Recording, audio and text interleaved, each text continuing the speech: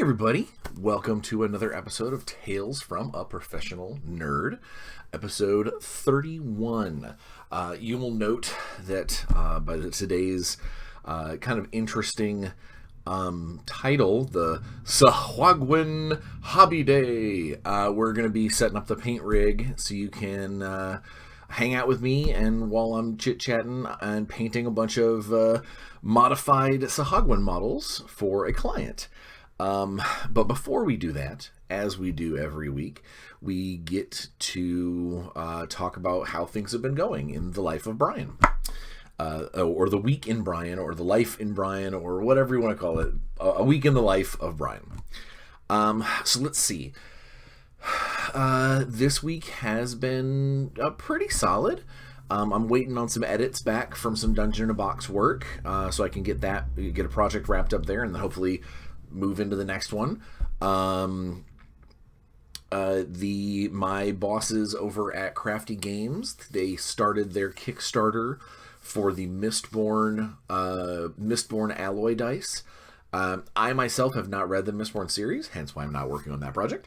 But apparently it's a really cool series of books, and one of the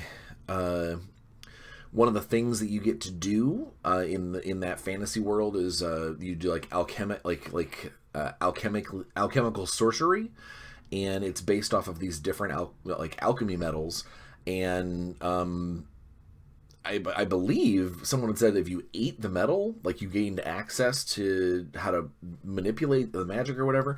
Well, either way, these dice, they're all D6s for use with the Crafty Games Mistborn game.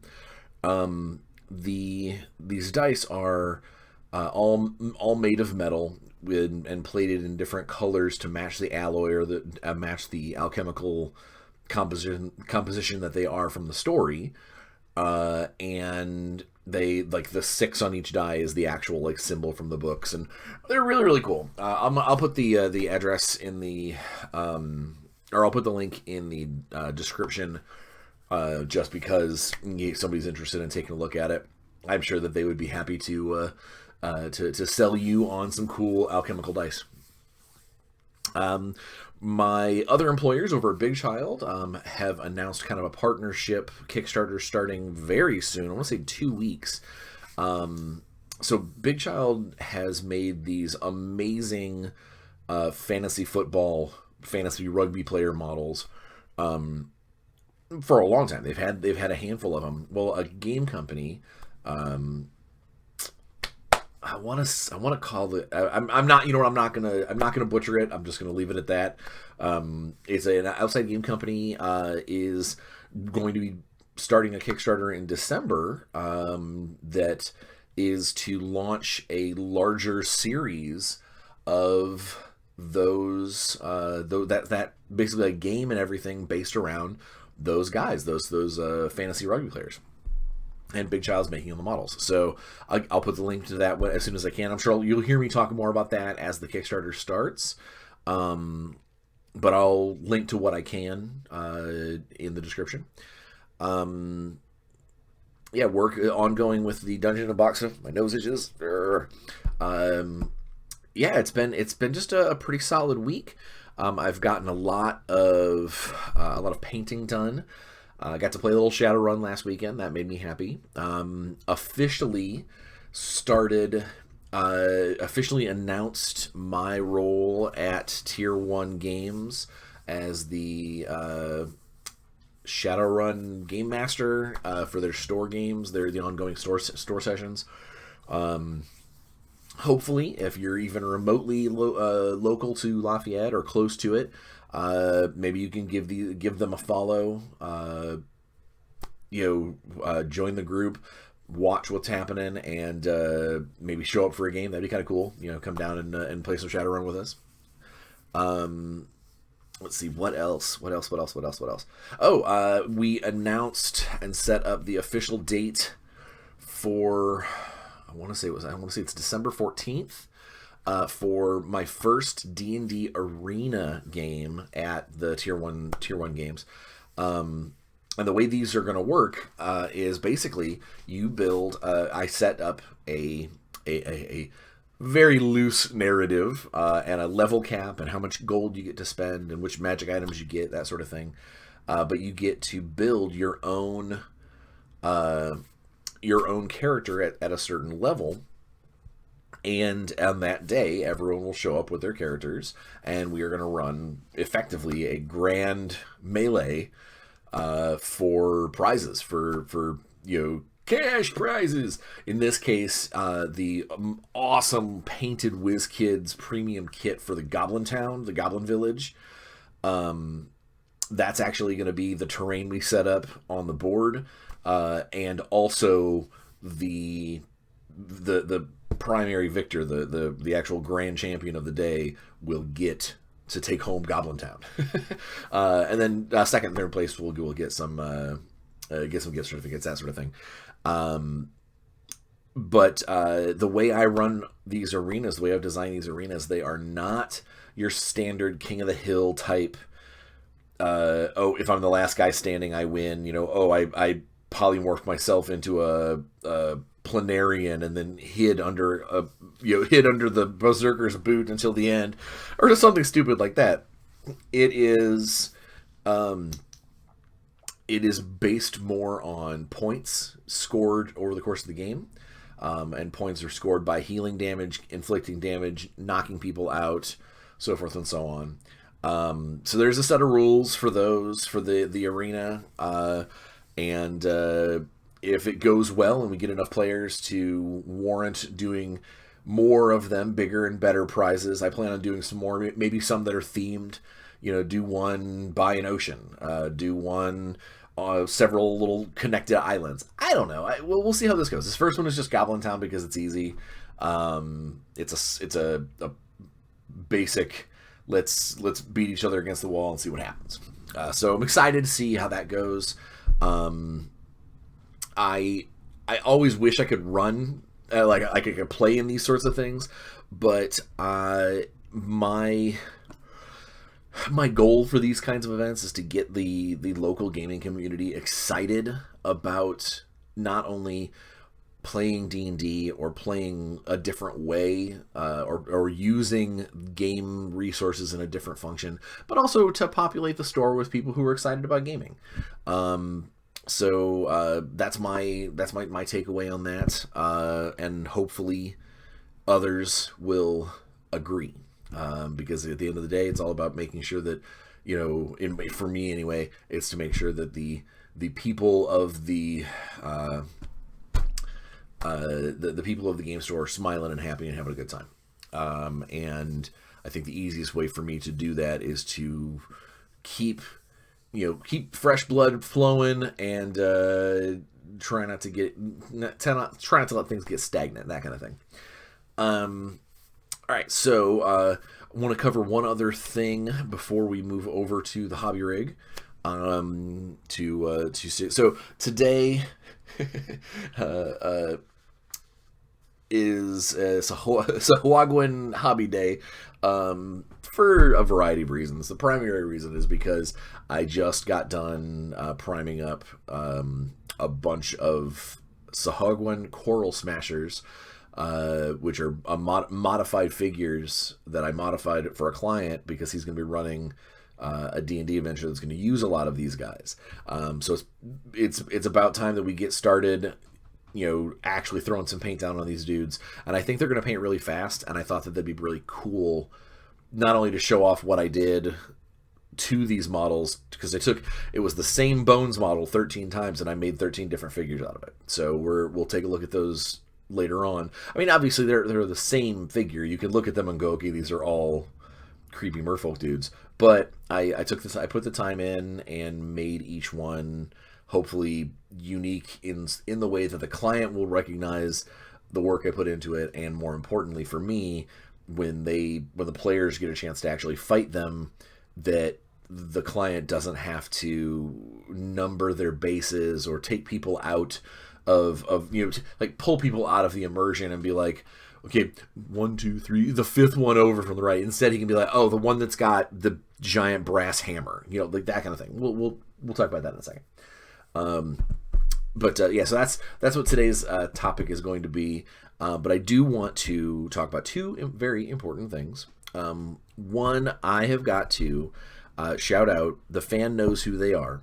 I had a moment earlier this week. This is my second time now on the channel since we're what, 31 episodes in, so not a little over half a year having done these, having taken a couple of weeks off for conventions here and there.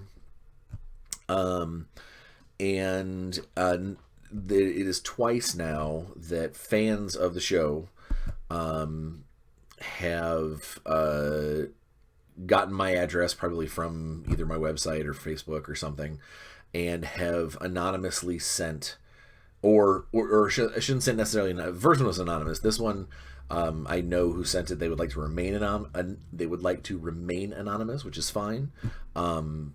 But either way, unexpected gifts in the mail, and I cannot tell you. You know, it's so weird. It could be the smallest little thing, but that it really does kind of make, you know, like, it brightens your day. You know, and not because you're getting free stuff. I mean, that helps, but it's because someone out there who watches this hopefully every week and enjoys what I do and enjoys what I'm talking about wanted to give back. And that's exactly the reason I started this channel in the first place, is I wanted to give back to you guys. I wanted to give back to the stores, to the gamers, to the people out there. And now it's kind of come full circle a second time where I've got fans that are sending me stuff. And it's humbling. It's very fun. I mean, like, it's the kind of thing that it makes these couple of hours, you know, every week that I put into rendering and editing and all that stuff, it makes it worth it. So big thank you to the people who out there who are even thinking about that kind of thing.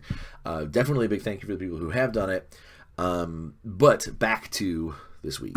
So a particular viewer, subscriber to the channel, had heard me lament the fact that my 40k army, my Warhammer 40,000 army, my Necrons, which is like 30,000 points strong, painted at this point, I haven't used them in years, and it's, or at least 1 year, maybe two, because the most recent change to them, the most recent update, their most recent army book was not very exciting. It was all right, it's a lot of the same old stuff. We didn't get any new fancy. We got a couple of new rulings here and there, a couple of pieces of war gear, but generally speaking, as an army, it was pretty lackluster. But then a handful of, year later or whatever, Forge World, which for the uninitiated, Forge World is the all resin kind of top-notch elite products for Games Workshop games. And for that, for my army, they came out with a new Forge World model. Now, keep in mind, I've been playing Necrons for 20 years, give or take, with a little tiny chunk of time off because there was one edition I didn't care for. The Necrons I have, with one exception being that that model is currently out of print and I can't find it outside of eBay for hundreds of dollars, which is, it is also a Forge World model that was like $100 to begin with. Now I can't find it for less than like 300 because it's out of print and Forge World isn't currently making any. And then there was this brand new thing. Now, this brand new thing is to put it in scale, it's basically a Titan. And Titans are huge robots in Warhammer 40k.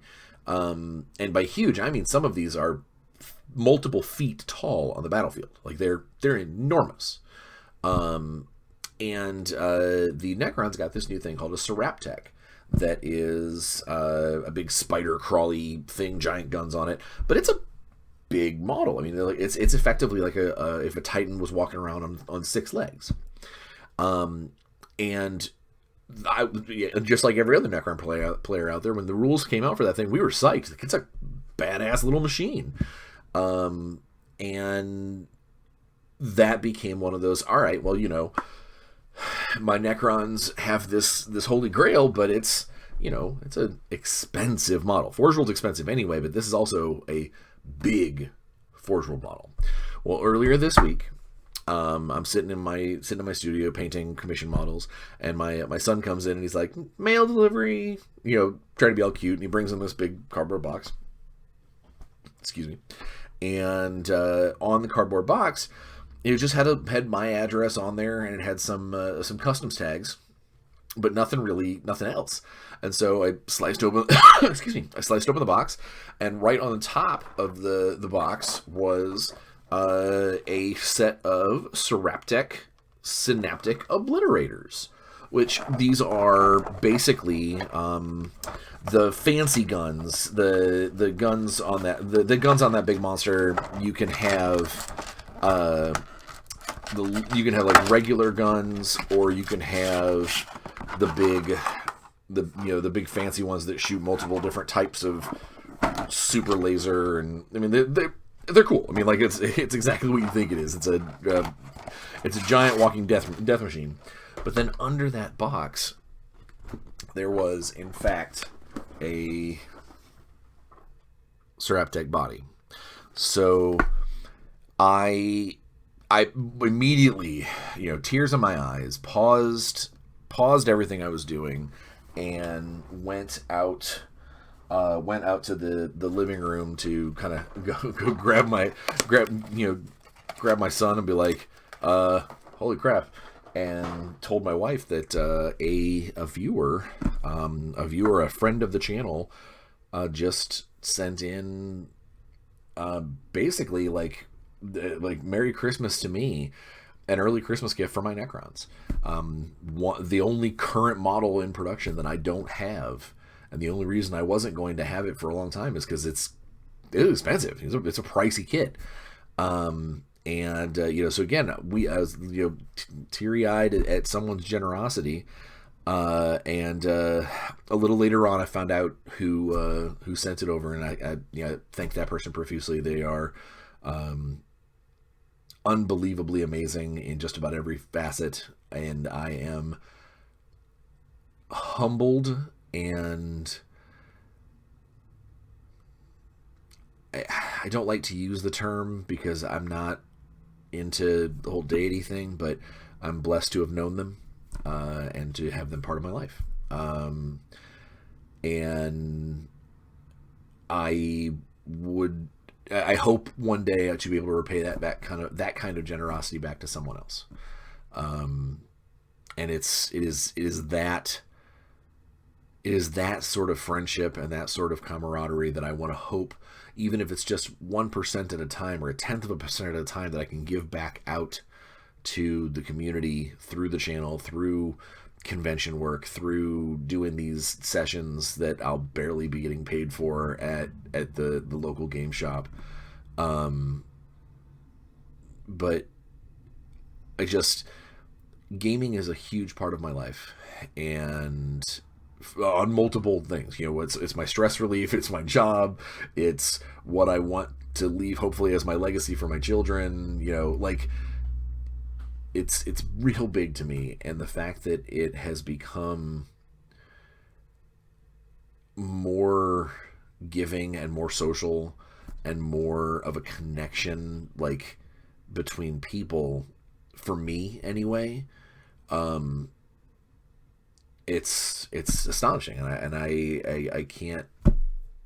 I'm a wordsmith professionally, and I don't have the words to put in how much this whole thing means to me. And if it makes all the struggles worth it, all the long nights of driving a lift, or selling off armies that I may or may not necessarily wanted to sell in order to pay off some bills, just to make sure that I can keep my toes and keep moving forward in the industry that has given me so much and that I want to give back to, and that it is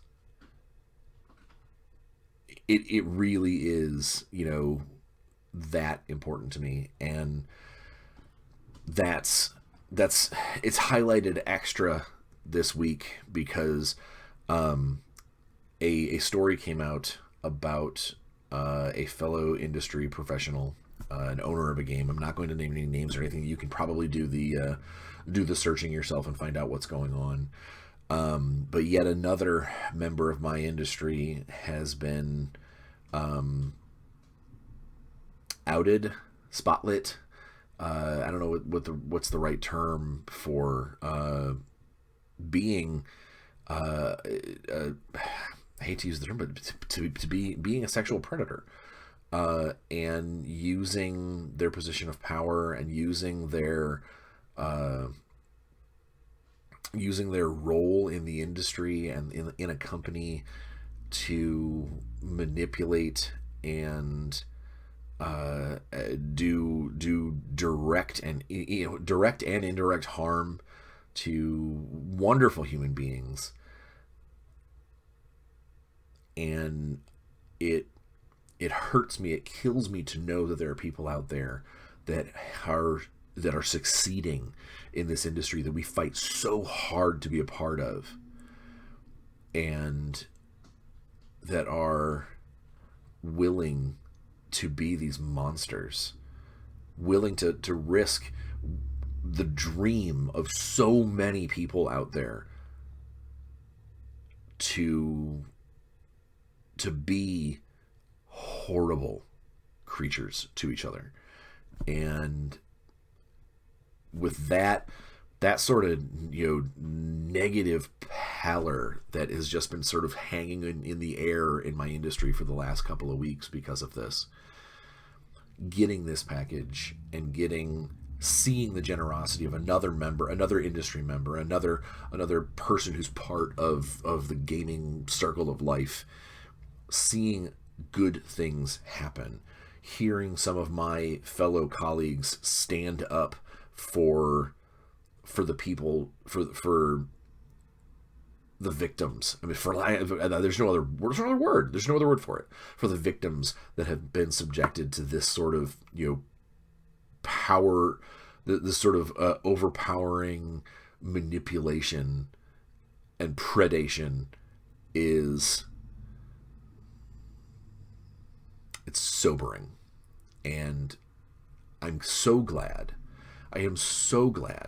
that the people that, as far as I know, the people that I spend time with, the people who I associate with, the people who I count as my close industry buddies, are the kinds of people that would stand up and point out when that sort of victimization is happening. And hopefully, I hope that I give off that kind of personal flex as well. That if you're in trouble, and you know what, I'm gonna say this to the camera now. Whether you're an industry type, whether you are a gamer, if you are a local, if you're halfway across the damn world, if you need to talk to somebody and you need to say, I need to get this off my chest, I need to open up, absolutely feel free to hit me up, email me, call me if you've got my number. If you don't have my number, DM me, I'll probably give it to you. I understand. I can't directly empathize. I have not been put into that kind of position. And I'm honest about the fact that I'm sure in my youth I did some awful things to some people, and I hope that those people will understand that in my youth I was a different person, and that I would hope that I am strong and evolved since then, if that makes any sense. I've learned. I don't know. Again, I don't know what's going on. I don't know how to say that. But either way, what I'm saying is that if you need somebody to talk to, if you need somebody to vent, or if you need somebody to go to bat for you, and be like, hey, I just need another voice in my corner. Tell me what's going on. I'll see what I can do. I can't promise anything. The only thing I can promise is that I'll listen and tell you my thoughts on the matter. All right. So we just totally went down like a weird, dark alleyway to talk about amazing generosity from fantastic viewers and all this stuff. Let's get on there. And then one last thing before we go to the hobby rig is last week we had the cool interview with my wife, but I was not sporting a t-shirt from my sponsor because the postal service delayed things by one day. However, today we have a new AC10 shirt that I believe the people who understand will be laughing hilariously right now. I'm definitely going to send this link to the person who coined this term, and be like, you are the spirit of today's game, or today's episode. So today is a painting day. We're going to do hobby day. Hashtag Too Thin Coats comes from the many videos and feeds and scrolling and whatnot of our dear friend Duncan over at Games Workshop, who is an amazing painter. I consider myself skilled. He is a maestro with a brush. And most things that he has been able to say, when with very few exceptions, new types of paints, we'll say, is one of those exceptions. One of his solutions for so many things has been, two thin coats are always better than one big fat thick one. And you two thin coats. Well, the guys over at AC10, who know Duncan as well, they created the hashtag Too Thin Coats shirt, which I will put obviously up in the link for you to buy your own. And I suggest, this is maybe me being scheming on the back end, is I suggest getting your own hashtag Too Thin Coat shirt and wearing it to one of Duncan's classes at like Adepticon or Gen Con, or I think he might be at PAX Unplugged. When Duncan shows up to do his painting classes, I think you should spend the $20, get a hashtag Too Thin Coat shirt and wear it. And if you've got multiple friends going to the same class, see if you can get everybody to wear it, or everybody I think that he would. I think you'll get Duncan's good belly laugh, and it's well worth it. So here's the Armor Class 10 T-shirt of the week, and in typical Bryan Steele fashion, it is somewhat attached to today's topic, which is not really a topic so much as we're just going to spend some time over at the hobby desk painting some Sahuagin, and talking about what kind of modifications they did to them. So let's, I've been jawing on for almost half an episode, about all kinds of other cool stuff. So let's get on over there and get everything set up, and I'll see you in a few minutes. Hey everybody, so here we go over in the Hobbyland. I got my rig going. Let's see, I want to show you a couple of cool things that I've been painting. As I said, I've been doing a lot of painting in the last couple days. I did some very cool Thousand Suns. Let's see, figure out it. Oh, it's upside down.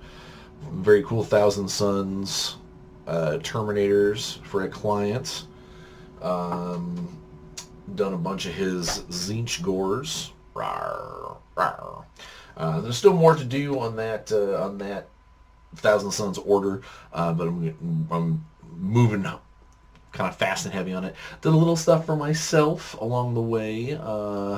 One thing I can't show you because it's actually a surprise I'm working on with the local game store, but I did through the generosity of a friend, got into the Star Wars Legion game and picked up Mr. Count Dooku, Darth Tyrannus, and got Grievous about half done. I did some converting to Grievous because he's one of my favorite characters out of the Clone Wars, so did some cutting and hacking on him to make him sporting his Annihilator blaster and 2 lightsabers. I know he's supposed to be either in all lightsaber mode or in one lightsaber mode or in gun mode, but he's General Grievous. He can do what he wants. But that's not what today is about. Today is about the Sahuagin. Sahuagin. Dun dun dun dun dun dun dun dun dun dun. What the hell? I get under these lights and things get all crazy. So one of my clients, also a very good friend of mine, sent me D&D minis from all corners of the world to basically populate his D&D campaign. He's going to be running the Ghosts of Saltmarsh, and so he wanted to make sure that he had all of the possible monsters available to put onto his maps because he really wants to go all out on this particular campaign for his friends. So he had sent me I got a whole box full of guys, which we're not going to dig out, but today one of the things that was kind of we spent the most time talking about is the Sahuagin Coral Smashers. There is no model for the Coral Smashers at this time, and basically all those are Sahuagin that have been equipped with big 2-handed hammers. And so what I did initially, what I was going to do was come up with one hammer and then resin cast all of them, but it ended up being really difficult to come up with the right kind of materials that would come out in the resin cast. So what I ended up doing instead is I just sculpted 13 different hammers. So if you look, this guy's got like a chunk of a I-beam wrapped in some leather. This one's got like a seashell with like an iron band on it. Here's a boat propeller. Basically, I created different hammers made out of different, flotsam and jetsam that these guys in the Ghost Marsh would find. They would be able to find and slap a haft onto. Now, what these models were, let's see if I have one that's even close. Yeah, so if you look at this gentleman right here, this wonderful, all of these Sahuagin looked like this. They all had their arms up like this, tail back behind them, kind of in this weird sweepy pose. And that made for a very difficult pose to give them a 2-handed weapon to begin with. So what I ended up doing is a couple of them got these like kind of bandoliers out of green stuff that are holding on to their 2-handed weapon. But most of them, I did a lot of cutting and slicing and bending and gluing to give them various poses with their different accoutrement, their different weapon. The end result, of course, being that we've got 13 different guys here. Hopefully that when the client uses them in his games, there will be no confusion, and it'll look really cool on the battlefield against the different heroes, and it won't just look like that's always been my thing with, if you've got like 12 of the same goblin model on the table, on your map. Yeah, it's cool to have 3D models, especially if they're painted, especially if the terrain is cool and that kind of thing. But if it's 13 of the exact same pose, it still has that little bit that takes you out of that of the feel. So hopefully this plus the rest of the models that we do for him will will make for a really cool field of battle. So what I'm going to do today is I've got 13 of these cats, and although if you look at the Sahuagin like colors, it's just basically various shades of green.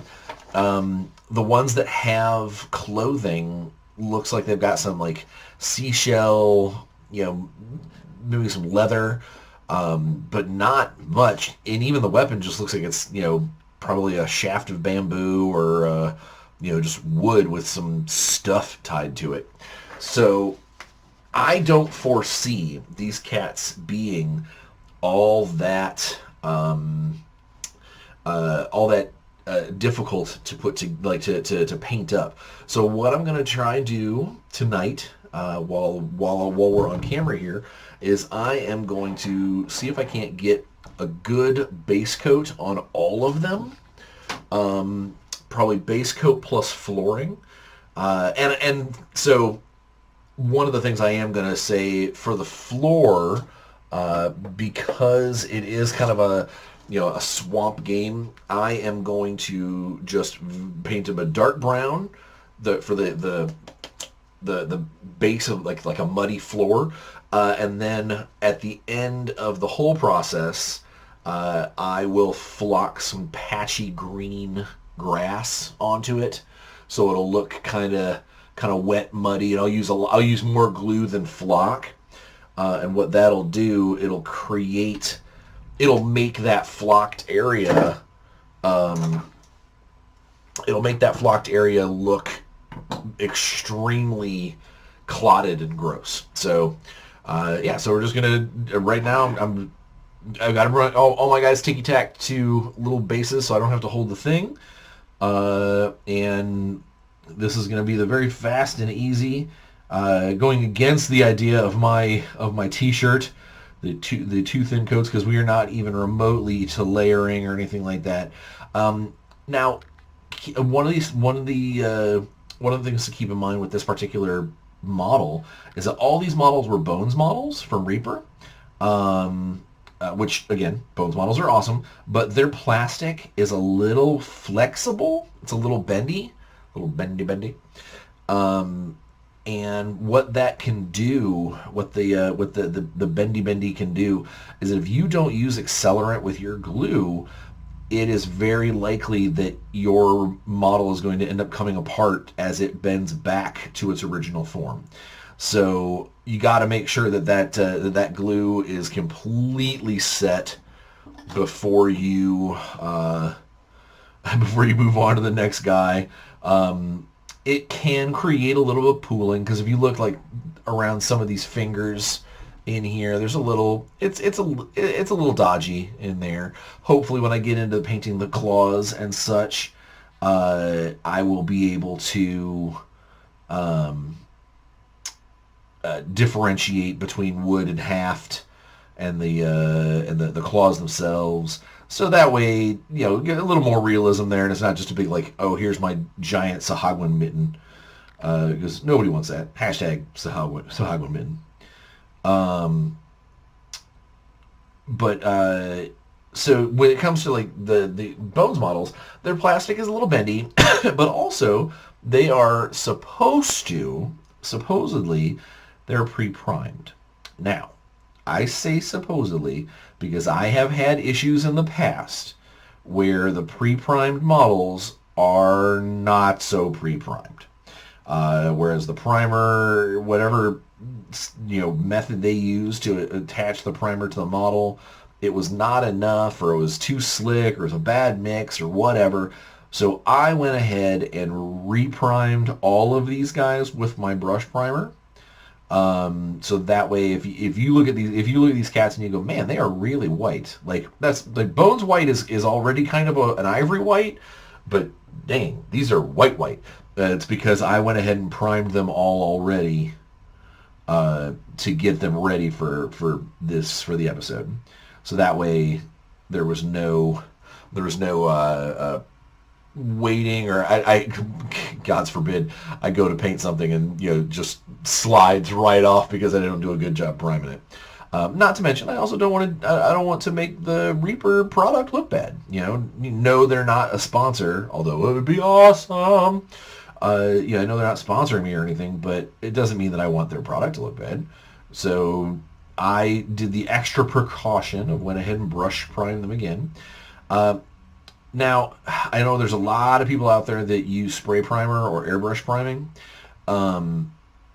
I don't. I prefer to hand prime every model that I do now. I used to do a lot of spray primes, but I had just too many models that got fuzzed up, or the primer went bad, or you spend $15 on like fancy spray primer and you get 2 good uses out of it before the nozzle goes bad. There's too many variables and I don't like it. So I brush prime everything now, and it's time consuming, and it means that I've got to take an extra, if I'm trying to tell a client how many hours or how many days a project's going to be, I got to basically tack on at least 1 extra day for priming and prep. I generally won't charge them for any extra for that because that's my choice to go that route. But it is still, my choice or not, it's still something that I prefer. I did straight white primer on these particular figures. I actually like black primer quite a bit for many models. More often than not, it's models that are going to have a metallic undertone or are going to be on the colder spectrum. These cats, since they're going to be that kind of seafoam blue, that seafoam green blue, and as far as like the dark portions of them, it's going to be their weapon. I was like, nah, white primer is the way to go with this because I don't want to try and fight. I don't want to try and fight that sea green to try and come through on a black prime and have to do any additional layers that I don't necessarily. I'm already going to be at least doing 2 thin coats. So I don't want to have to do 4 or 5 unless the tone demands it. But what my client paid for, the kind of paint job that they want for these particular figures, I have to keep that in mind. So any freelance painters out there that are thinking about trying to get into painting minis for others, as I drop the guy. So one of the things that I will say is make sure that you get an idea of what your client means when it comes to are you doing tabletop quality? Are you doing character quality? Are you doing competition quality? What kind of quality paint job are you looking for? And that should change your pricing dramatically.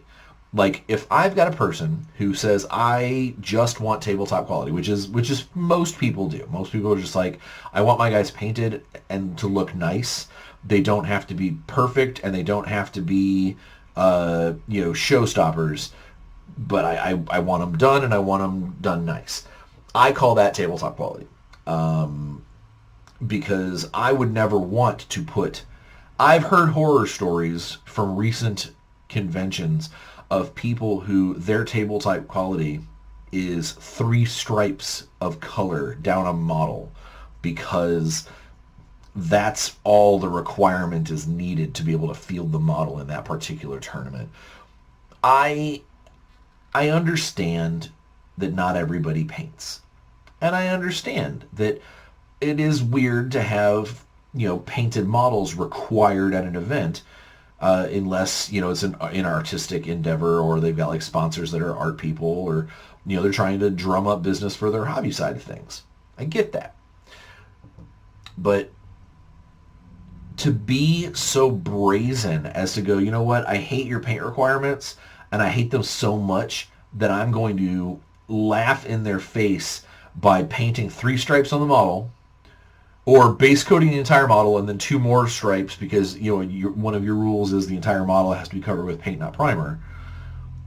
And then just flaunt that in the face of the judges. If I was a judge at one of those events, I would make sure that my rules were a little more specific about how the painting could happen. Then again, I also don't think that fully painted models should be necessary. I think they should be rewarded. I think that, you should, if you've taken the time to paint your guys, then you should get a cool bonus, or maybe not a bonus to the game, but like maybe your own prize category that no one else can get at, that's just as cool as winning. Something along those lines. That would be awesome. I just don't. I would rather not chase people away or force them to do jerk moves like the 3-stripe process. Just let them play. Let them play the game. They're already buying models. They're already there. They're probably buying their way into your show or your convention. Maybe they had to buy a ticket for your event.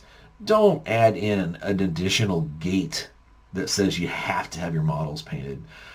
I mean, if that's the case, then hold something special. Hold a special, only fully painted models can get into this particular scenario, or something. I don't know. Yeah, I'm pontificating here.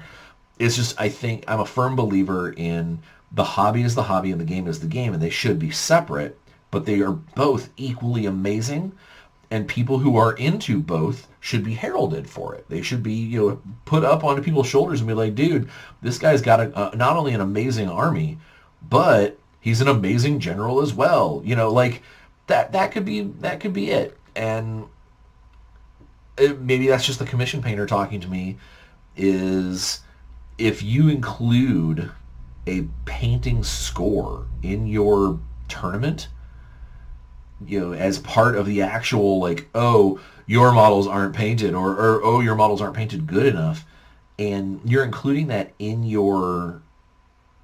the score of your force, you're adding an extra pay to play, because there are people like me out there that we get paid to paint models, and that player has if he has no painting skill of his own or her own, they're going to just pay somebody like me to do it. And obviously I'm not going to, put my name on the bottom of every model, or, expect that some tournament halfway across the world, or the halfway across the country is going to recognize, hey, didn't that Bryan Steele guy paint those dudes on the YouTube channel? That's not going to happen. And so what ends up happening is you've got people who, just because they have more money, they can pay people like me. Now they're suddenly doing better in your tournament. Think it through. Sorry about drinking so much. My throat's all out of whack. All right, so I've already done went through and did that first coat on the mud ground. I don't want to do anything that's going to be by the feet, so I'm not going to do the base coat. I'm not going to do the skin base coating yet down here. I think I'm going to move up to the weapon, move up to the haft. Excuse me. I'm going to move up to the haft, and it's going to be a lighter color that will stand out real well against that blue skin. I think I'm going to go with an ochre brown. It's almost kind of a tan orange. I would operate so I have let me move this stuff out of the way. I have a battery-operated shaker that's pretty awesome. I love it, but it's crazy loud, and would also risk shaking the hobby rig, the camera rig off of my shelving. So we're not going to use that this evening. I'm just going to shake it the old-fashioned way and talk to you while I do it. So I am very looking forward to more. I really enjoy these particular commission guys. I dig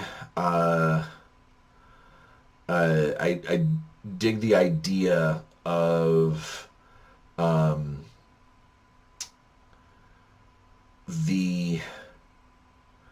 the different levels. There's the Sahuagin Baron in the whatchamacallit, the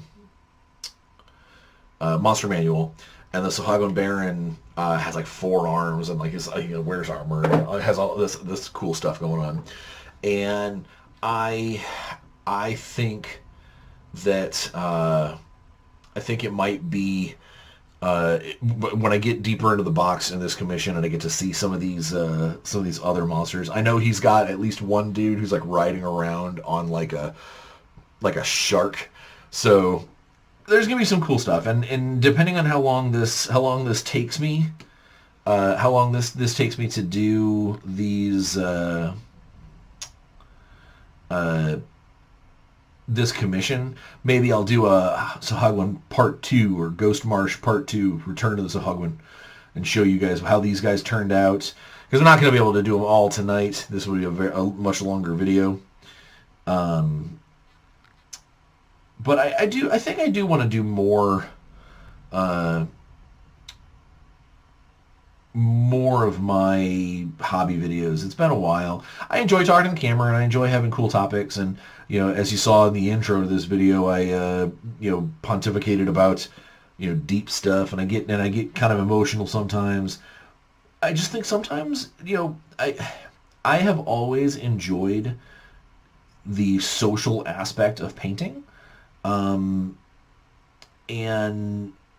I miss it, because now my painting studio, I've got so much stuff, my paint racks and all these different brushes and my cleanings and my cleaning area and my paint shaker and all my different lights and all this stuff, but it makes it so it's very difficult for me to paint socially. If I want to go paint at the store, or if there's a special event going on at the store, it's like a painting marathon or something like that, I have to pack up a bunch of stuff if I want to be able to do that. That's not great. I'm gonna see if I can't move this. Can I move this? Oh, can I move this? Oh, check out how cool that is. Ooh. All right, cool. So that might actually be a little easier. For those people watching YouTube, like, oh, he's moving windows around. Things are crazy. No, I always loved sitting around, talking with my friends, painting like crazy, and I was hoping I became part of a Facebook group called like the Hobby Hangout that was designed to it seemed like to set up like Google chat room type things to so you can paint with your friends. And I tried to get into one or two of them, and it just didn't work out. It just wasn't. I don't know. Didn't mesh. Wasn't the same. Maybe I need to try it again. Get back on the horse. That kind of thing. Maybe I will. Try and do a painting live, like a live stream painting at some point. I don't know. I enjoy painting and talking to people, and kind of let the paint do what the paint does, and just sort of flow, rather than focusing on everything all the time and getting so deep in. So it's one of the reasons why when I do these hobby time things, I don't generally have I'm not using this to teach a lesson. I'm not using this to, hey, today we're going to be learning about the ins and outs of the Sahuagin, ecology. I just want to have a good time, paint, talk, have you guys enjoy the channel, enjoy the show. In my mind, what you are doing is you are probably either listening to this and going, man, he's crazy, or you've got this turned on while you're painting, and it's like we're painting together. It's like we're at the same place, having a paint party, just enjoying ourselves, rocking and rolling, having a good time, cats and dogs living together. It'll be anarchy. So yeah, I'm just gonna go through and do all the hafts on these Sahuagin guys, and then probably because I talked so much early on, and I don't want this video to be a million years long. I'll probably do the first coat of the green scales, and so or the scale skin. My plan on this, because again, these are tabletop quality. They're not characters. They're not, he didn't want like an entire army full of, heroic level Sahuagin coral smashers. Is I want to get them all to the point where the entire model is covered with at least a base coat, possibly 2 or 3 extra layers or thin coats, if I want to use the hashtag. And then hit it with a couple of different washes that I've kept. Don't just slather it on like it's butter. I want to make sure that it's controlled, that I keep it where it's supposed to be, and I want to do like a good wood grain or a sepia on their weapons to show that they're old and dug up out of the swamp, rotten maybe, and also it'll accent a lot of the wood grain that I sculpted into the heads on some of these. But and then on the body itself, I want to make sure that I use like a green tint or a blue tint based off of I kind of want to switch it up on a few of them. Again, most animals have different shades to their their variation, and I think that'll probably be what I do with the base coat them all the same, but then use a controlled wash. Like I think I've got a teal wash from Vallejo. I've got the Drakenhof Nightshade from Citadel, and probably just the kind of the lime green. That lime green wash that I got from MIG ages ago. Give all of those a try and see if that comes out with multiple, so I don't want them all to be the same shade. And then when they go back and they get their same kind of cool fish eyes and the fangs and the overtones, the detail tones will be the same again. That's where I think it'll bring everybody back together, between the muddy ground, the colors on the weapons, and the overall tone to their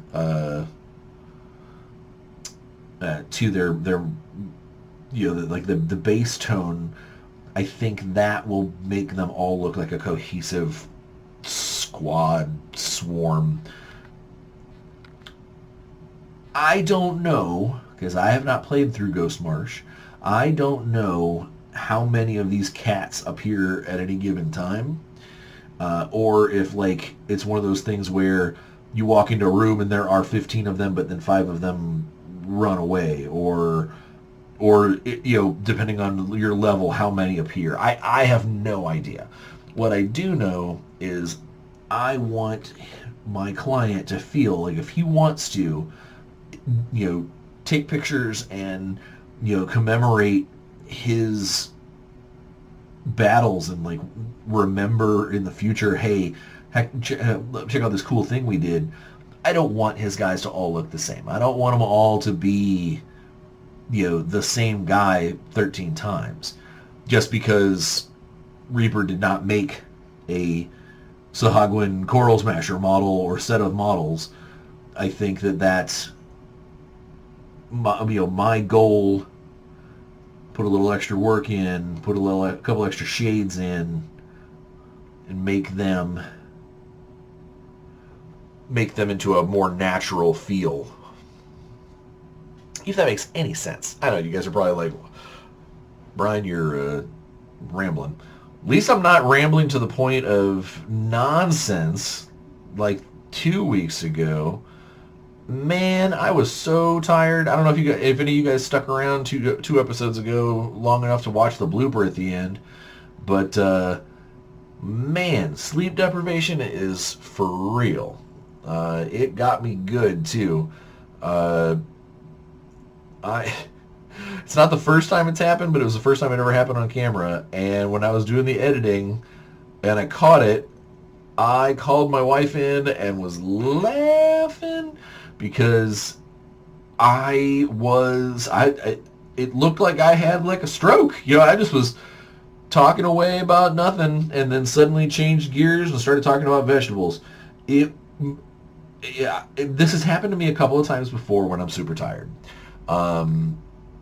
Where basically I micro nap. And you can tell on the blooper clip where my eyes droop and there's just a very slight pause in my speech, and then it shifts over into this other thing, and I have obviously, I've lost it at that point. And I do think that is just it's camera evidence that sleep deprivation is as bad as being drunk, because that's honestly what I watched it and was like, was I drinking that day? Did someone spike my spike my drink? Because that's insane. And again, I have in the past had this happen to me before. It's only ever when I'm like super crazy tired, but before I've always almost denied it happening. Like one of those, oh come on, I didn't say weird stuff. You guys heard me differently, or the whole thing of, well, maybe you heard me wrong. I was half asleep and I said something a little different. That one, I've never caught it on tape before, and that was perfect. And that was the loudest I've laughed during editing because I felt absolutely just completely insane watching myself micro nap and just ramble for a second. And you can tell when I wake back up, because I go, wait, what just happened? It's like sleepwalking with my mouth. It's the weirdest thing ever. I hope it doesn't happen anymore, just because it does make you feel a little strange. It's very bewildering. And hopefully I will continue. I've been getting a little more sleep lately, and hopefully that trend will continue, and we will not see the random sleep debt Bryan anymore, because it's a little scary, it's a little crazy, and I prefer my bloopers to be me just saying the wrong thing stupidly, not saying the wrong thing because my brain reset. Let's see, what else we got before we finish up with these hafts? And man, I need to have not jawed so much at the beginning. I think next time we do a hobby day, I'm going to have like 2 seconds worth of the life of Bryan, and just sum everything up in as fast as possible, or just do the armor class shirt of the week and go, okay, let's go to the hobby rig, and then while I'm over here at the hobby rig, do my week in the life of. Because I spent a half an hour talking to you guys about not Sahuagin painting, and I was hoping to get a little more done on while we were chit-chatting, because I know the client is watching. Hopefully he's pleased with what he sees. That's my my goal, is that he sees this and goes, ooh, Sahuagin smashers. But either way, I want to make some headway on some of these commissions, because A, it's getting close to the holidays, I need to get paid. But also, a few of my clients have been waiting around for a while for their stuff, and that is not, my busy factor is not, it should not be so bad that I lose track of getting stuff done for my clientele, because I am a gosh darn professional. It says so on the intro to this channel. But yeah, I don't know. It seems like, oh, you guys can't see what I'm doing. I moved the camera so you could, and then I stopped putting it where I was. I love commission painting. I love painting stuff for myself. I love playing games. But I am a big fan of painting models that I would not otherwise get a chance to paint, because, what are the chances that I'm ever going to need a random painted Sahuagin? Not that great. I recently won a painting contest, a local painting contest, that was all turtles. Which, do I have them over there? Oh, I do. Let me grab him real quick. I'll show you guys. Basically, the local store said, let's paint turtles. And we all bought one of two turtle models. So they were all one or the other. And we had like a month to put whatever paint job we wanted on the on said model. We brought it back into the store. Then a week later, a couple of guys, one commission painter that I know and the store owner, they did the judging, and I won. Not like a massive windfall or anything, but it helped pay for my the necessary hobby goods and stuff. Helped pay for some paint, helped pay for the next bottle of wash that I went through, so I can't complain. I know the store is planning on doing another one soon. I just don't know what the critter that we're going to be painting is. Personally, I think the store is doing it so they can move through, like if they order too many of a particular blister. It's real smart. But either way, it is something that if it's just one or two of the same model, it's pretty cool to see what other people did with it. How practical, like my guy that I painted, my turtle, is the opposite of practical. Like he's strangely colored. He is wearing.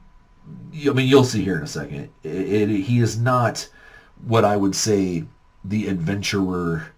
The consummate adventurer. If you look at him, he's not wearing like a green cloak or anything like that. It's not like that. My guy is more of a I have been designed to be eye-catching and some kind of crazy wizard. Like if I ever make a D&D character who is a turtle wild mage, we'll say, I will use this figure as my wild mage. All right, so let me rinse off my brush, and I'm going to grab him real quick because he's right over there on my shelf. Come here, you. I'll show you guys my turtle, my award-winning turtle. See how close I can get him without he gets too fussed out. There you go. That's all right. So yeah, I did a red-skinned, basically a red-skinned turtle with like a little bit of object source lighting on his little fire there, with some metallic paints, some turbo dork paints. But then they gave him like a robe of stars style shawl.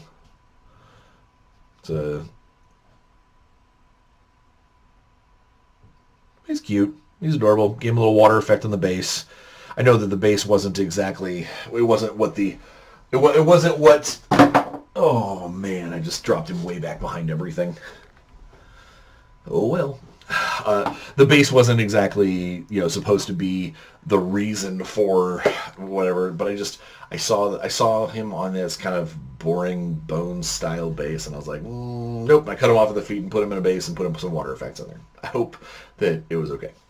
All right, so I got here. I'm gonna probably move on to the base, the bottom base.